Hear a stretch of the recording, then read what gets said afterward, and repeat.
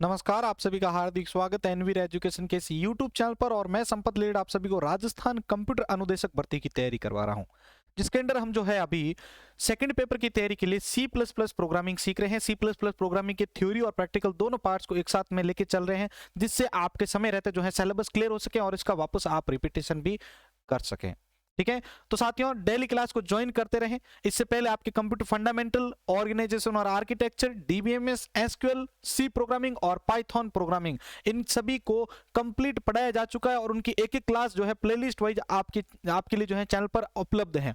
आप जाके उनको देखें और अपने दोस्तों के साथ भी जरूर शेयर करें। ठीक है, तो चलिए शुरू करते हैं आज की इस क्लास को।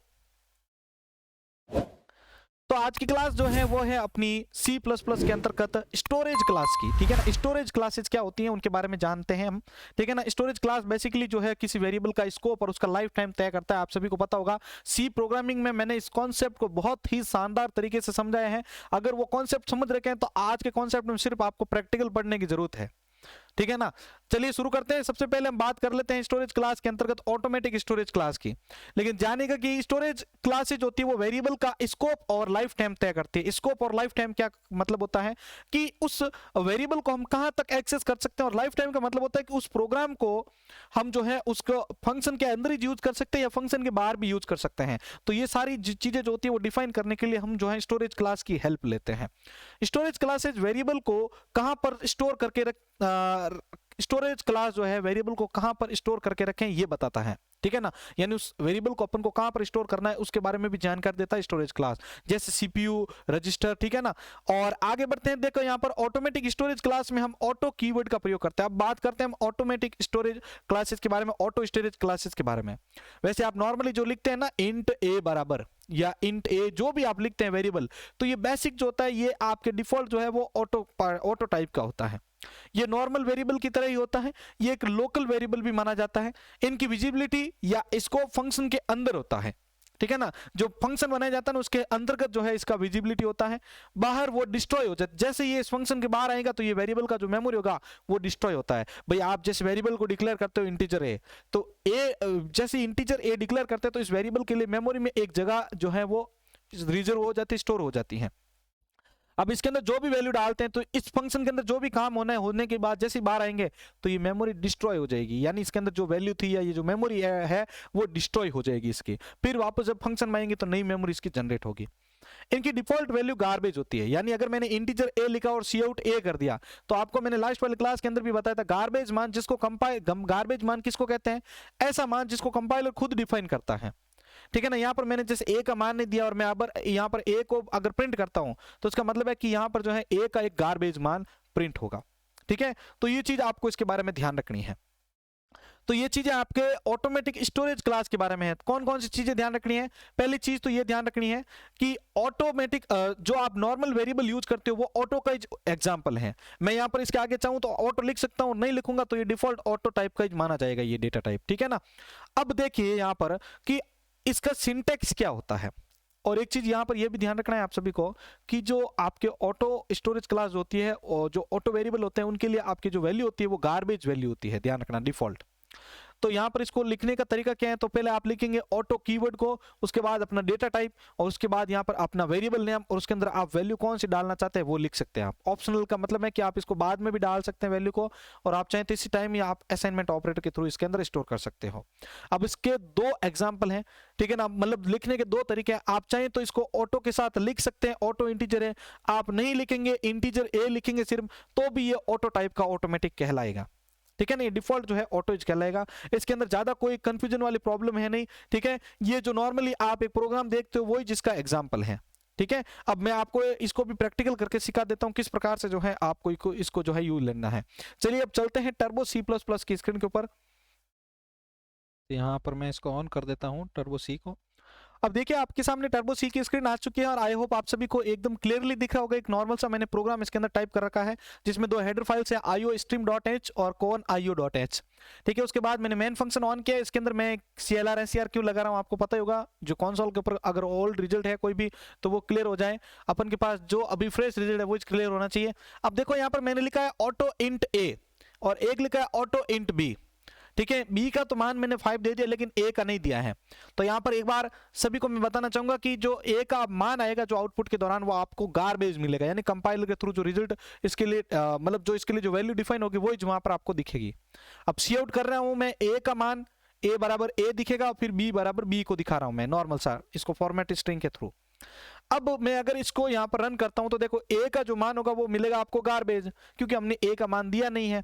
तो डिफॉल्ट अभी मैंने आपको पढ़ाया था इसको शुरू करते टाइम इस चैप्टर को, कि ऑटो स्टोरेज जो क्लास होती है उसके अंदर जो वेरिएबल का जो मान होता है वो डिफॉल्ट क्या होता है आपके, अगर आप मान नहीं देते तो वो रहता है आपके गारबेज। ये देखिए कंट्रोल F9 से रन करने पर आपके पास मान आ रहा है ए बराबर 7676 और बी बराबर 5 आ रहा है।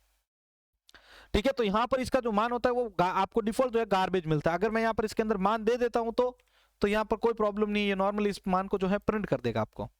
ठीक है, देखो a बराबर 6 और b बराबर 5। ठीक है, तो अब मैं यहाँ पर इसके आगे ऑटो लिखता हूं तो ये ऑटो बन जाता है, नहीं लिखता हूं तो भी ये डिफॉल्ट ऑटो ही रहता है। ये चीज हमेशा ध्यान रखिएगा, इसके आगे मैं नहीं लिख रहा हूं इसका मतलब भी ये ऑटो ही है, इसके अंदर कुछ चेंजेस नहीं मिलेगा आपको। देखो a बराबर 6 और b बराबर 5 आपको दिख रहा है, तो ये आपके ऑटो स्टोरेज क्लास के बारे में इसको ध्यान रखना है। और ये जैसे इस फंक्शन के बाहर जाएगा ये वेरिएबल एक्सेस होने के लिए कुछ काम के लिए, तो इसकी मेमोरी जो है वो डिस्ट्रॉय हो जाएगी, ध्यान रखना है आपको इसके बारे में। ठीक है, आगे बढ़ते हैं। अब इस पीडीएफ के अंदर हम अब देखिएगा साथ ही हमने जो ये प्रोग्राम था अभी हमने प्रोग्राम को देख लिया है।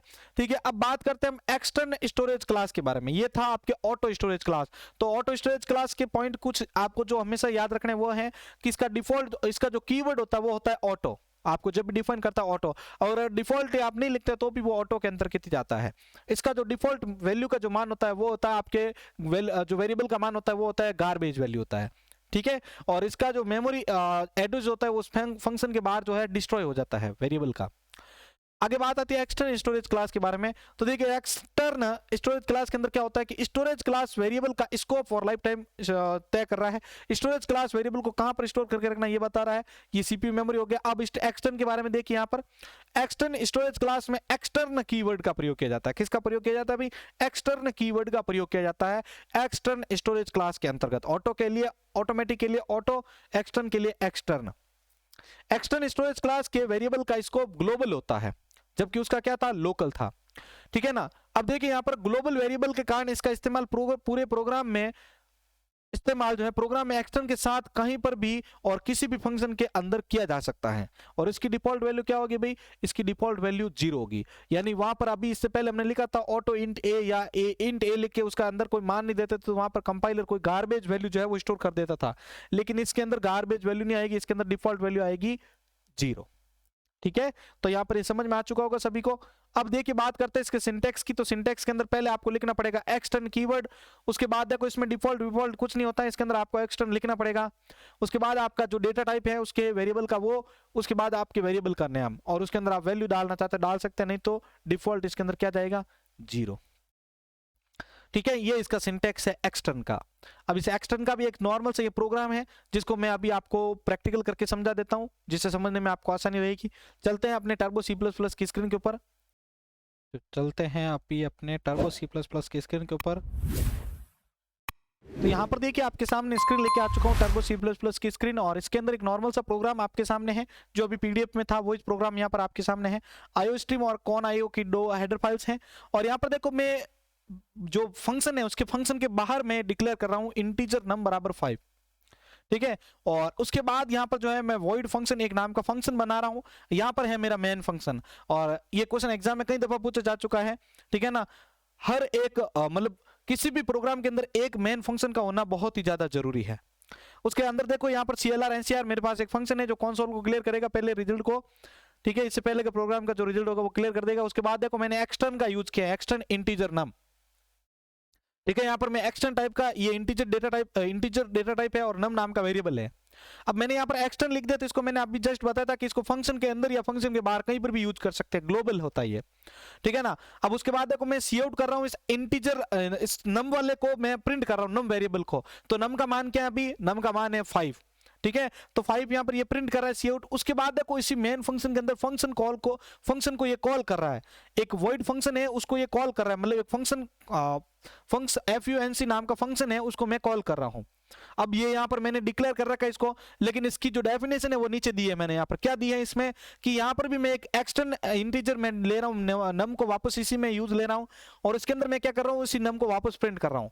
तो यहाँ पर दोनों बार में आउटपुट क्या आना चाहिए, वैल्यू ऑफ नम इज नम और वैल्यू ऑफ नम इज ये आना चाहिए आपके। ठीक है, तो यहाँ पर देखो मैं अगर इसको प्रिंट करता हूँ तो देखो वैल्यू ऑफ नम इज 5 और वैल्यू ऑफ नम इज 5। ठीक है, तो ये एक एक्सटर्न का डिफॉल्ट होता है जिसमें आप इसका यूज ले सकते हो। अब देखिए आपके सामने इस बार 0 0 आ रहा है, तो मैंने अभी जस्ट आपको पढ़ाया था कि एक्सटर्न के अंतर्गत जो डिफॉल्ट वैल्यू होती है कंपाइलर के थ्रू जो जनरेट होती है वो 0 होती है। मतलब आपके ऑटो जो स्टोरेज क्लास थी उसके अंदर जो वेरिएबल जो था उसका डिफॉल्ट वैल्यू क्या था, आपके डिफॉल्ट वो आपको गार्बेज वैल्यू दे रहा था। लेकिन यहाँ पर एक्सटर्न लिखने के कारण इसमें क्या हो रहा है कि आपको जो है डिफॉल्ट वैल्यू 0 दी जा रही है। तो इसकी डिफॉल्ट वैल्यू एक्सटर्न की होती है 0 और ऑटो स्टोरेज की क्या होती है डिफॉल्ट वैल्यू गार्बेज होती है। तो आई होप आपको यहाँ पर बहुत ही अच्छे से ये चीजें समझ में आ चुकी होगी। चलिए अब आगे बढ़ते हैं और बात करते हैं नेक्स्ट टॉपिक के बारे में।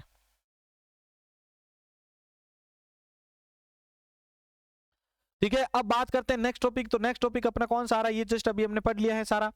ठीक है, तो देखो आपको ये चीज हमेशा दिमाग में बिठा लेनी है, रटना नहीं है इस चीज को कि ऑटो क्या होती है। ऑटो स्टोरेज क्लास का जो एक लाइफ टाइम जो होता है वो फंक्शन के अंदर ही जो होता है, इसकी डिफॉल्ट वैल्यू 0 जो है गार्बेज होती है, सॉरी। और एक्सटर्न के अंदर क्या होती है, इसको आप फंक्शन के अंदर या फंक्शन के बाहर भी यूज ले सकते हो ग्लोबल की तरह। ठीक है, और इसका जो डिफॉल्ट वैल्यू होता है वो होता है 0। और इसके अंदर एक्सटर्न कीवर्ड का प्रयोग करते हैं, उसके अंदर ऑटो कीवर्ड का प्रयोग करते हैं। चलिए अब आगे बढ़ते हैं, और जिन्होंने अभी तक वीडियो को लाइक नहीं किया प्लीज लाइक कर दें। उसके बाद अपनी बारी आती है रजिस्टर स्टोरेज क्लास की। ठीक है, तो रजिस्टर स्टोरेज क्लास के अंदर क्या होता है भाई, देखो यहाँ पर। तो रजिस्टर स्टोरेज क्लास के अंदर देखो register storage class register storage, ये देखो यहाँ पर तो हमारा सारा हो चुका है, यहाँ तक हमने चीजें ये हर टॉपिक में पढ़ी है। यहाँ पर देखो स्टोरेज क्लास के बारे में दे रखा है कि इसका स्कोप और लाइफ टाइम तय करता है स्टोरेज क्लास। ठीक है, और ये कहाँ पर तय करना है, कहाँ पर डिक्लेयर करना है वेरिएबल को, तो उसके बारे में भी ये जानकारी देता है। अब देखो इस रजिस्टर के अंदर देखो यहाँ पर रजिस्टर स्टोरेज क्लास में रजिस्टर कीवर्ड का प्रयोग किया जाता है। किसका, रजिस्टर कीवर्ड का प्रयोग किया जाता है। रजिस्टर एक प्रकार की मेमोरी, आप सभी को पता ही होगा। तो देखो रजिस्टर स्टोरेज क्लास के वेरिएबल का स्कोप लोकल होता है, इसका ग्लोबल नहीं होता, इसका जो स्कोप होता है वो लोकल होता है। लोकल वेरिएबल के कारण इनका इस्तेमाल प्रोग्राम में जिस फंक्शन के अंदर इनको डिक्लेयर किया या इनिशियलाइज किया गया उसी फंक्शन के अंदर ही ये विजिबल रहेगा। यानी जो अभी ऑटो का जो कंडीशन था वो यहाँ पर भी अप्लाई हो रहा है कि इसको एक फंक्शन के अंदर ही विजिबल किया जा सकता है या उसका यूज किया जा सकता है, फंक्शन के बाहर जाते मेमोरी डिस्ट्रॉय हो जाएगी इस वेरिएबल की। तो ये रजिस्टर भी आपके लोकल निकला। ठीक है, अब देखो रजिस्टर स्टोरेज वेरिएबल कंप्यूटर के रजिस्टर पर स्टोर होते हैं। कहां पर होते हैं, रजिस्टर पर स्टोर होते हैं। कंप्यूटर में जो रजिस्टर होता है वहां पर स्टोर होते हैं। रजिस्टर स्टोरेज क्लास की रजिस्टर स्टोरेज क्लास की मेमोरी लिमिटेड होती है, इसकी जो मेमोरी होती है वो लिमिट होती है। अगर रजिस्टर की मेमोरी खत्म हो जाए तो वो सीपीयू मेमोरी पर स्टोर होना शुरू हो जाते हैं। जो सीपीयू की मेमोरी है ना उस पर स्टोर हो जाएंगे, लेकिन पहले प्रायोरिटी वो रजिस्टर मेमोरी को देंगे। तो रजिस्टर का भी मेमोरी का आपको क्लियर हो चुका होगा, रजिस्टर का मेमोरी रजिस्टर ही रहता है, और जब वो मेमोरी फुलफिल हो जाती है तो फिर वो सीपीयू की मेमोरी को हायर करता है वहां पर डेटा को स्टोर करने के लिए। रजिस्टर वेरिएबल का कोई भी एड्रेस नहीं होता है भाई, ध्यान रखिएगा। रजिस्टर वेरिएबल होता है उसका कोई भी प्रकार का एड्रेस नहीं होता है, और इनकी डिफॉल्ट वैल्यू गार्बेज होती है। क्या होती है, रजिस्टर इनकी जो डिफॉल्ट वैल्यू होती है वो गार्बेज होती है। अब बात करते हैं सिंटेक्स के बारे में इसकी। तो syntax for register storage class के अंदर देखो पहले लिखेंगे हम रजिस्टर कीवर्ड को, उसके बाद लिखेंगे अपना डेटा टाइप, और यहाँ पर लिखेंगे अपना उस वेरिएबल का नाम। उसके बाद उसमें जो वैल्यू अपन को स्टोर करनी है उसका वैल्यू जो है यहाँ पर आप लिख देंगे, वेरिएबल का जो वैल्यू होगा वो यहाँ पर आप लिख सकते हैं। तो ये इसका सिंटेक्स हो गया। इसका एग्जांपल आप देख सकते हैं, देखो यहाँ पर रजिस्टर कीवर्ड आ चुका है, उसके बाद यहाँ पर इंटीजर आपका जो वेरिएबल है, और इंटीजर डेटा टाइप है, और यहाँ पर आपका वेरिएबल है। तो ये कीवर्ड ये आपके वेरिएबल, ठीक है, और ये कीवर्ड ये डेटा टाइप और ये वेरिएबल का नेम। तो ये चीजें इस प्रकार से आप इसको इंप्लीमेंट कर सकते हो प्रोग्राम के अंदर।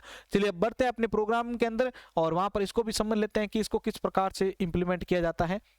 तो अपने टर्बो सी की स्क्रीन के ऊपर चलते हैं। अभी देखिए यहाँ पर आपके सामने लेके आ जाता हूँ मैं उसको स्क्रीन को। यहाँ पर आपके सामने रजिस्टर का एक नॉर्मल सा प्रोग्राम टाइप है जिससे आप आसाम से जो है इसको समझ सकते हो, ठीक है ना। यहाँ पर देखो यहाँ पर इंटीजर आपके मैंने फंक्शन लिया है, उसके अंदर CLR SCR फंक्शन को यूज कर रहा हूँ। और यहाँ पर अगर आप देखेंगे तो मैंने रजिस्टर कीवर्ड का यूज करके एक data type integer data type का वेरिएबल क्रिएट किया है, ठीक है ना, जिसका मान है 5, ठीक है। फिर मैं सी आउट कर देता हूं इसी वैल्यू को, तो यहाँ पर आपके नॉर्मल इस वैल्यू को ये प्रिंट कर देगा। ये नॉर्मल वेरिएबल की तरह ये भी बिहेव करता, देखो यहाँ पर आपके सामने इसका जो रिजल्ट है वो आपके सामने आ रहा है। अगर हम इसके अंदर कोई भी वैल्यू को भी अगर चेंज करेंगे तो भी वो इसके अंदर बदलाव आपको देखने को मिल जाएगा, ठीक है ना। तो ये मेन फंक्शन के अंदर ही यूज किया जा रहा है। अब मैं यहाँ पर अगर 100 या 1 2 कर देते हैं तो इसके अंदर देखो, तो यहाँ पर आपके सामने ये बराबर काम कर रहा है।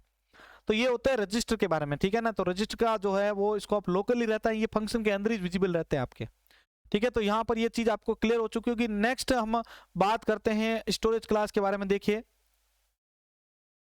तो नेक्स्ट अपनी जो स्टोरेज क्लास आ रही है उसको देखें आप।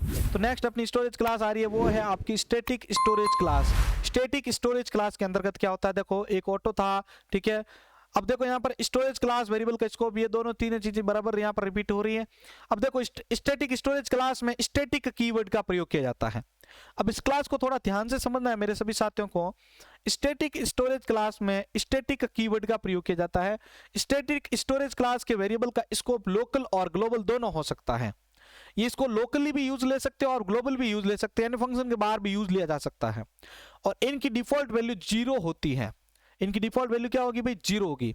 अब ग्लोबली यूज ले रहे हैं तो इसको फंक्शन का जब भी इसके अंदर जो मेमोरी होगा बाहर भी जाएगा ये, तो भी इसका वेरिएबल का जो मेमोरी होगा वो डिस्ट्रॉय नहीं होगा, ध्यान रखिएगा। और एक बहुत ही अच्छा एग्जांपल अभी आपके सामने रखने वाला हूं जिससे आपको इसको क्लियर हो जाएगा। इसके क्वेश्चन भी ज्यादा आते हैं एग्जाम में, ध्यान रखिएगा। इसका सिंटेक्स देखिए, पहले यहाँ पर हम स्टैटिक कीवर्ड का यूज करेंगे, फिर अपना डेटा टाइप का नेम, जो आपका डेटा टाइप है उसका नाम लिखेंगे, उसके बाद आपका जो वेरिएबल नेम है उसके अंदर वैल्यू को स्टोर कर देंगे, ठीक है। तो यहाँ पर समझ में आ चुका होगा।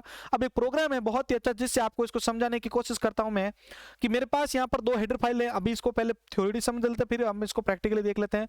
यहाँ पर देखो stdio.h और conio.h हेडर फाइल्स हैं। इसके अंदर मैं यहाँ पर देखो void डिस्प्ले फंक्शन को यहाँ पर डिक्लेयर कर रहा हूँ। उसके बाद एक मेरे पास इंटीजर मेन फंक्शन है जिसमें मैं डिस्प्ले फंक्शन को 2 बार कॉल कर रहा हूँ। अब समझना, बहुत ही मजेदार चीज है, मैं इस फंक्शन को 2 बार कॉल कर रहा हूँ। यहाँ पर ये फंक्शन भी डिक्लेयर कर दिया, void डिस्प्ले, मतलब void प्रकार का है ये डिस्प्ले फंक्शन, इसको डिक्लेयर भी कर दिया है। अब void डिस्प्ले की डेफिनेशन जो मैं डिफाइन कर रहा हूं, तो इसके अंदर मैं कौन कौन सी डेफिनेशन दे रहा हूं वो देखो, कि इसके अंदर एक स्टैटिक, मैंने यहाँ पर अभी बताया था कि स्टैटिक की बात कर रहे हैं तो स्टैटिक यूज करना पड़ेगा। तो मैंने यहाँ पर लिखा है स्टैटिक, उसके बाद मैंने इंटीजर डेटा टाइप और एक सी नाम का वेरिएबल लिया जिसमें 1 ले रहा हूं, क्या 1, सी के अंदर एक वैल्यू स्टोर है 1।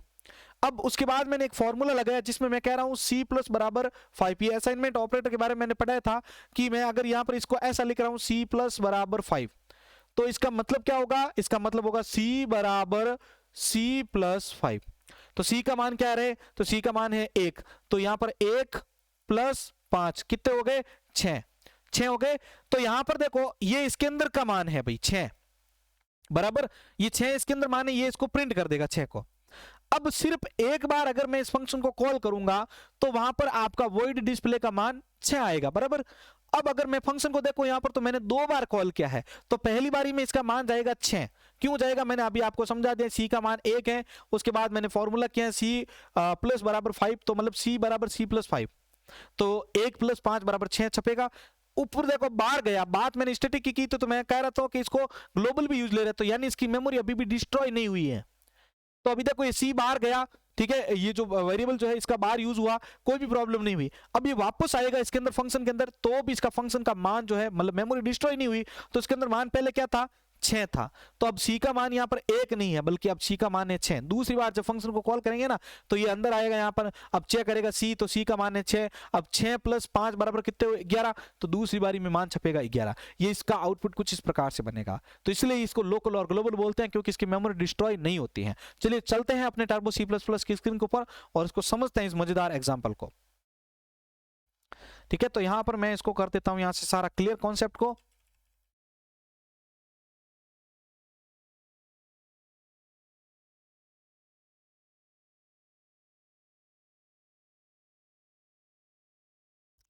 यहां पर मैं पहले उस फंक्शन को ले लेता हूं void डिस्प्ले को, ठीक है। आपको भी समझ में आए और आपको लगे कि भाई रियलिटी में ये काम करता है, इसलिए मैं यहाँ पर बता रहा हूँ आप सभी को ये, ठीक है। ये void डिस्प्ले मैंने डिफाइन कर दिया ऊपर, यहाँ पर डिस्प्ले इसके अंदर मैं 2 बार कॉल कर लेता हूँ पहले, उससे पहले, ठीक है। इसमें मैं डिस्प्ले फंक्शन को कॉल कर लेता हूँ 2 बार, और उसके बाद हम बात करते हैं नेक्स्ट कॉन्सेप्ट की, ठीक है, ये मेन फंक्शन के अंदर मैंने इसको 2 बार कॉल किया, बस उससे अपन को कोई मतलब नहीं है। अब बात करते हैं यहाँ पर, तो देखो इसके अंदर मैं अब इसके अंदर जो है वही डिस्प्ले मैंने फंक्शन जो बनाया था उसकी जो डेफिनेशन है मैं अब यहाँ पर डिक्लेयर कर रहा हूँ। तो इस डेफिनेशन में मैं क्या कह रहा हूँ कि इसके अंतर्गत एक स्टैटिक नाम का एक सी नाम का वेरिएबल है जो इंटीजर टाइप का है, और इसके अंतर्गत जो है सी प्लस बराबर मैं कर रहा हूँ 5, ठीक है। और यहां पर मैं कर रहा हूं इसके अंदर सी आउट करके सी को बराबर। अब इसके अंदर गेट सी एच को हम ऑफ कर देते हैं, ये बराबर अपना क्लियर हो चुका है यहाँ पर, ठीक है। अब अगर मैं इसको रन करता हूं यहाँ पर एरर जनरेट कर रहा है ये, तो देखो आपके पास आ रखा है 6 बराबर, 6 आपके पास मान। अगर मैं इसको एंटर करता हूं तो आपके पास आ रहा है 11। क्यों? हमने फंक्शन को 2 बार कॉल किया है भाई, हमने फंक्शन को 2 बार कॉल किया, तो 2 बारी में, एक बारी में पहले 6 होगा, फिर दूसरी बारी में क्या होगा इसका 11 हो जाएगा, ठीक है। तो यहां पर मैं इसको एंटर करूंगा तो बाहर आ जाऊंगा, क्योंकि फंक्शन को मैंने सिर्फ 2 बार कॉल किया है। अगर मैं इसको 3 बार अगर कॉल करता हूं, ठीक है, तो इस बार मान क्या आएगा, सभी एक बार कमेंट बॉक्स में बता दें, मेरे जितने भी साथी देख रहे हैं, इस बार इस डिस्प्ले का मान क्या छपेगा। 6 11 तो पता चल गया आपको, इस बार इसका मान क्या छपेगा भाई, सभी कमेंट बॉक्स में आंसर बताएं अगर कोई समझ पा रहा है तो। सभी को प्रैक्टिस करना बहुत ही ज्यादा जरूरी है। यहां पर बताएं इस डिस्प्ले का मान क्या होगा। मान लीजिए अगर यही प्रोग्राम आपके एग्जाम में पूछ लिया तो क्या करेंगे फिर आप, इस तीसरे वाले डिस्प्ले का मान इस बार क्या छपेगा, सभी कमेंट बॉक्स में लिखे भाई। और जिसने अभी तक वीडियो को लाइक नहीं किया प्लीज पहले सभी लाइक कर दें इस वीडियो को।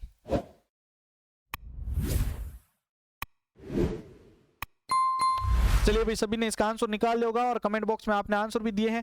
देखिए यहाँ पर इस बार जो इसका मान होगा वो क्या होगा कि 11 आएगा, नीचे 11 के अंदर 5 ऐड होगा और वहां पर जो है आपका सी आउट जो है वो मान आपके पास आ जाएगा, ठीक है। तो यहाँ पर मैं जो है सी आउट कर रहा हूँ जो सी को, ठीक है। तो इस बार मैं एंडल को भी यूज ले लेता हूं जिससे नेक्स्ट लाइन में प्रिंट होता रहे। अब देखिए इस बार 6 आ रखा है, अब देखिए 11 आया। अब नेक्स्ट वाले की बारी आपको थी, मैंने यहाँ पर आपको पूछा था, तो देखिए जिसने 16 आंसर दिया है उनका एकदम सही है, क्योंकि वो बाहर गया तब उसका मान 11 था, नीचे आया तो सी का मान 11 आ गया। अब 11 के अंदर 5 को जोड़ेंगे तो बराबर से है कि वो 16 को जो है आपके सामने आंसर दे देगा। तो ये चीज थी आपके यहाँ पर स्टैटिक क्लास की, और ये आपको समझ में आई है ना, आराम से आ चुकी होगी, क्योंकि आपको बहुत ही शानदार एग्जाम्पल के साथ समझा है इसको। इसकी मेमोरी जो होती है वो डिस्ट्रॉय नहीं होती है भाई, सबसे बड़ी बात होती है, ठीक है। और इसका जो इसका जो डिफॉल्ट मान होता है वो भी क्या होता है आपके 0 होता है। क्या होता है? 0 होता है।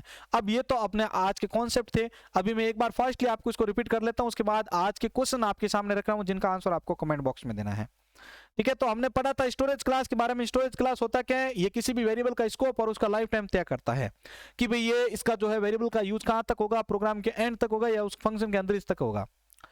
अब देखो यहां पर syntax for automatic storage class का मैंने आपको बताया था, इसके अंदर हम ऑटो कीवर्ड का प्रयोग करेंगे। इसकी डिफॉल्ट वैल्यू क्या होती है भाई, गार्बेज होती है। और लोकल होता है तो मतलब क्या है कि उस फंक्शन के बाद जैसे वो फंक्शन कोई वेरिएबल जाएगा तो उसकी मेमोरी डिस्ट्रॉय हो जाएगी। स्टैटिक के अंदर हमने देखा था कि इसको बाहर भी जा रहा है वेरिएबल तो भी उसकी मेमोरी डिस्ट्रॉय नहीं हो रही है। कैसे आपको हिंट पड़ा है इसका पता चला, क्योंकि जो आपका मान जब वापस आ रहा है तो वो का वो मान उसमें स्टोर है। रीजन सीधा सा है कि भाई मेमोरी डिस्ट्रॉय नहीं हुई इसलिए तो उसमें वो मान सेफ है। उसके बाद हमने इसके अंदर पढ़ा था एक्सटर्न स्टोरेज क्लास के बारे में। तो एक्सटर्न के अंदर क्या होता है भाई, इसके अंदर हम एक्सटर्न कीवर्ड का प्रयोग करते हैं। इसका स्कोप ग्लोबल होता है, यानी प्रोग्राम के अंदर कहीं पर भी इसका यूज किया जा सकता है। इसका डिफॉल्ट वैल्यू क्या होता है भाई, 0 होता है।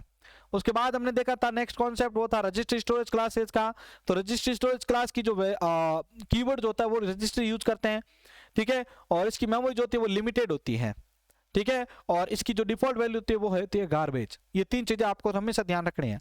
और लास्ट हमने पढ़ा था स्टोरेज क्लास जो थी आपके, वो थी स्टैटिक स्टोरेज क्लास। इसको लोकल और ग्लोबल दोनों रूप में हम यूज ले सकते हैं। इसकी डिफॉल्ट वैल्यू 0 होती है, इसके लिए हम स्टैटिक कीवर्ड का प्रयोग करते हैं, ठीक है। ये आज के अपना कॉन्सेप्ट पूरा होता है स्टोरेज क्लास से संबंधित। अब कुछ क्वेश्चंस आपके सामने आ रहे हैं जिनका आंसर आपको कमेंट बॉक्स में देना है, ठीक है। आप वीडियो के नीचे कमेंट बॉक्स में भी दे सकते हैं, लाइव चैट में भी दे सकते हैं। पहला प्रश्न आपके लिए है, ऑटोमेटिक स्टोरेज क्लास में किस कीवर्ड का प्रयोग किया जाता है। ऑटोमेटिक स्टोरेज क्लास में किस कीवर्ड का प्रयोग किया जाता है। दूसरा है, ऑटोमेटिक स्टोरेज क्लास की डिफॉल्ट वैल्यू क्या होती है। ऑटोमेटिक स्टोरेज क्लास की डिफॉल्ट वैल्यू क्या होती है। तीसरा है, एक्सटर्नल स्टोरेज क्लास में किस कीवर्ड का प्रयोग किया जाता है। और चौथा है, रजिस्टर स्टोरेज क्लास की डिफॉल्ट वैल्यू क्या होती है। तो क्वेश्चन वापस सुन लीजिएगा सभी, ऑटोमेटिक स्टोरेज क्लास में किस कीवर्ड का प्रयोग होगा, ठीक है। ऑटोमेटिक स्टोरेज क्लास की डिफॉल्ट वैल्यू क्या होगी, एक्सटर्नल स्टोरेज क्लास में किस कीवर्ड का प्रयोग होता है, एंड रजिस्टर स्टोरेज क्लास की डिफॉल्ट वैल्यू क्या होती है। इनके आंसर आपको कमेंट बॉक्स में देना है। और सभी से आशा करता हूं कि आज की वीडियो अगर आपको अच्छी और हेल्पफुल लगी है तो प्लीज जल्दी से इसको लाइक कर दें, और हमारे चैनल के साथ अगर आप पहली बार जुड़े हैं तो इसको सब्सक्राइब भी कर दें, क्योंकि आगे की क्लास अगर आप मिस नहीं करना चाहते तो ये काम तो आपको करना पड़ेगा। ठीक है, तो इसी के साथ मैं संपत लीलर आप सभी से अलविदा लेता हूं। मिलते हैं कंप्यूटर अनुदेश की एक और नई क्लास के साथ। जय हिंद, जय भारत।